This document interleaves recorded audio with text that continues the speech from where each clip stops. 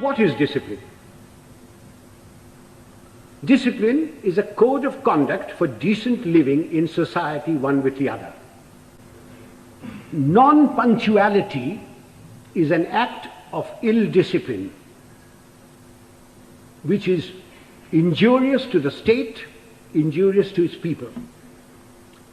Some time ago, sir, I was invited to a university, as also my wife, unlike today.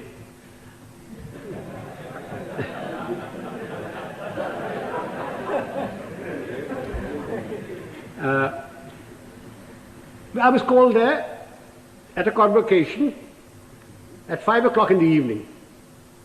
And having been in the army for 50 years, telling the driver, go slow, go fast, arrived there at 5 o'clock in the evening. I was received by the Vice-Chancellor and his lady, the Union Secretary, escorted to the dais. My wife too was asked to sit on the dais, and she politely refused, saying that she'd much rather sit down, as this is the only opportunity she has to look up to me.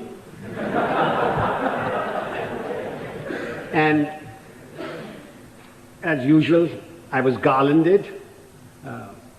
The Vice-Chancellor sang my praises and asked me to talk to these people. There were about 5,000 boys and girls there, plus deans, plus professors, plus lecturers, everybody.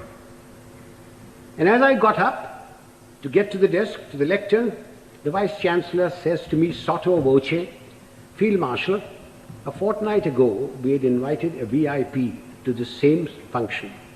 He was allowed to stand at the lectern for exactly 15 seconds. I wish you good luck. I said to myself, had the Vice-Chancellor said this in his letter of invitation, I wonder whether I would have come. Anyway, I got up to the lectern and I addressed the gathering for the amount of time that I was allowed. I was heard in pin-drop silence, and at the end of it, I got a thunderous applause. The Vice-Chancellor and his lady, the deans, professors, lecturers, the student body, and even my wife stood up and gave me a standing ovation. I was most relieved. Although my wife told me afterwards that I looked pale. After the usual vote of thanks, etc., we went out into the gardens where refreshments were given. And I, having an eye for a pretty girl, walked up to a pert little thing, wearing lovely jeans, tight-fitting, and I started a conversation, which ran as follows. I said, my dear, why were you so kind to me today, all of you? I not having the looks of Rajesh Khanna or Amitabh Bachchan, or a speaker like M.G. Ramachandran, when only the other day you were so rude to a VIP. And she said, I quote, "Oh, Field Marshal, that dreadful man. We had invited him at 5 o'clock. He turned up at 6.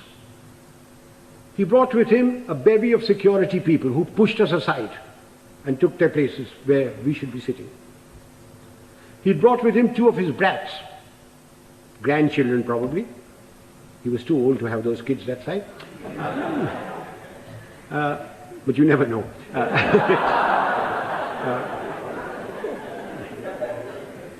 He was received by the Vice-Chancellor and lady. He was the Union President garlanded him, and he demanded garlands for his 2 brats. The Union President, being very flexible, diverted the garlands for the Vice-Chancellor and his lady to these brats. And then the Vice-Chancellor sang his praises, saying how fortunate we were that he had come here, that he has done so much for the country. And all the while, this man sat there. He had come unwashed, unshaven, wearing a dhoti, exposing 4/5 of his legs, scratching away. And the Vice-Chancellor said that the worthy had been to jail. When he said that, the girl said, I almost shouted he should be there now. Then the Vice-Chancellor asked him to go to the lectern and to talk to us.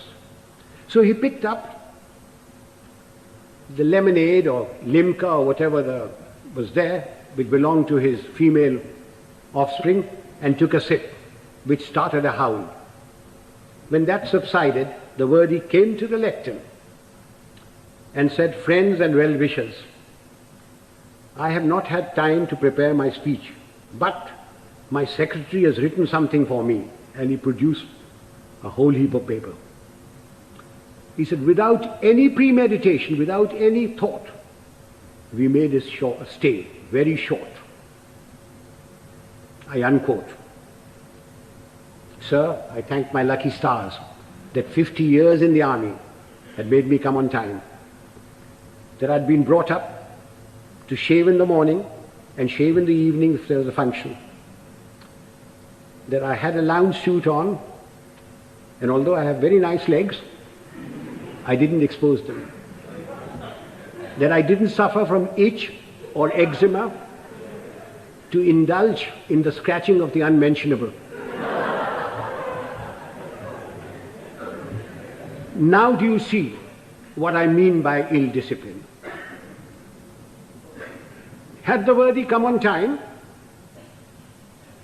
according to the program, talked to the people and given them advice, can you imagine what a lot of good it would have done? Instead of that, his act of ill discipline produced more ill discipline.